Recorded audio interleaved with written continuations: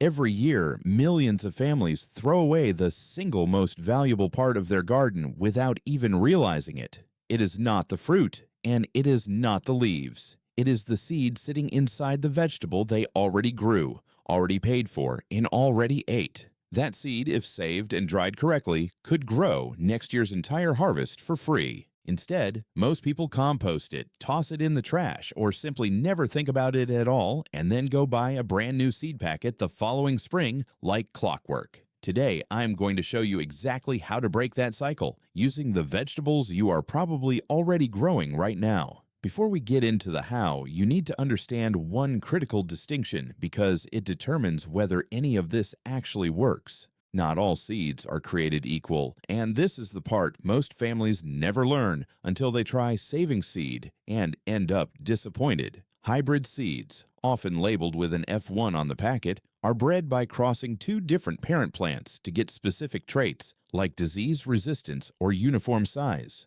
The problem is, when you save seed from a hybrid plant and grow it out the following year, it will not reliably produce the same plant. You might get something completely different, weaker, or barely productive at all. Open-pollinated varieties, sometimes called heirloom varieties, are the opposite. These plants breed true, meaning the seed you save will reliably grow into a plant just like its parent year after year, indefinitely. If you want real food independence, step one is knowing which of your plants are actually open-pollinated, because that single detail decides whether your seed-saving effort pays off or wastes an entire growing season. Let's start with the easiest and most forgiving vegetable to learn on, the tomato. If you are new to seed saving, this is where you should begin, because the process is simple, visual, and hard to get wrong. Pick a fully ripe tomato from an open-pollinated or heirloom variety, not a hybrid. Cut it open and scoop the seeds, along with the gel surrounding them, into a small jar or cup.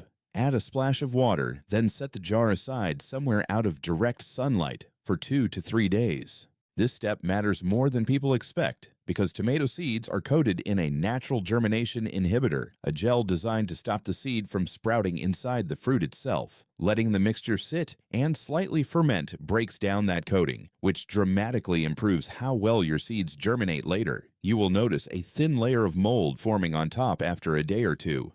That is normal, and it is actually a sign the fermentation process is working correctly, not a sign something has gone wrong. After 2 to 3 days, pour off the moldy layer on top, then rinse the remaining seeds in a fine strainer under running water until they come clean.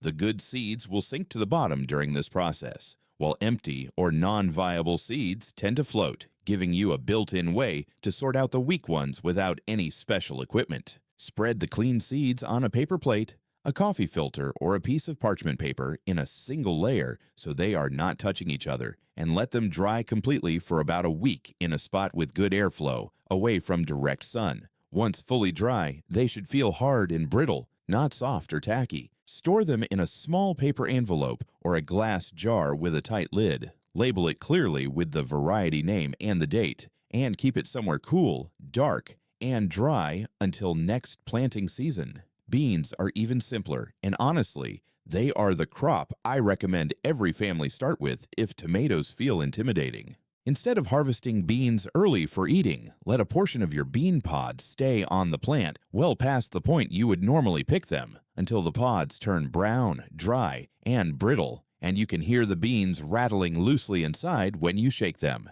At that point, simply pick the pods, split them open by hand, and let the beans finish drying indoors for another week or two on a tray. There is no fermentation step, no gel to remove, nothing to rinse. You are essentially just letting nature do the entire job for you and then storing the result in a dry, labeled container. Peppers follow a process similar to beans, but with one key difference. You want to let the pepper ripen fully on the plant, well past the point most people harvest for eating, until it reaches its final mature color, whether that is red, orange, or yellow, depending on the variety. Cut the pepper open, scrape the seeds away from the core, and spread them out to dry the same way you would with tomato seeds. Though without any fermentation step required, give them about a week to fully dry before storing, And you have a self-renewing pepper supply that never requires a store-bought packet again. Here is the detail that ties this entire process together and makes it matter beyond just saving a little money.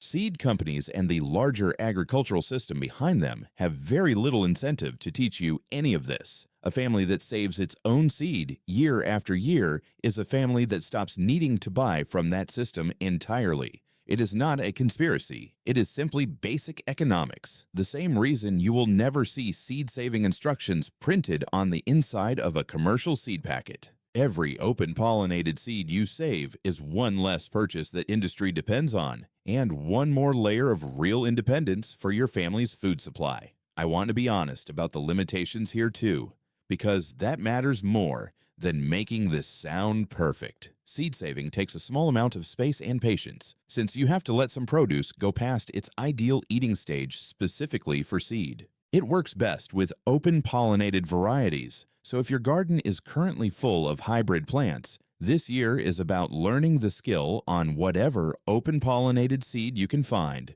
so next year's garden can start the real cycle. And seeds do not last forever. Most vegetable seeds stay viable for 2 to 5 years when stored properly, so this is a practice you maintain every season, not a one-time task you finish and forget. Start small this season. Pick 1 tomato, 1 pepper, or 1 bean plant. Let a portion of it go to full maturity specifically for seed, and walk through the process once, start to finish. Once you have done it a single time, you will understand exactly why families who master this skill never worry about an empty seed rack at the store again. This is not just a way to save a few dollars each spring.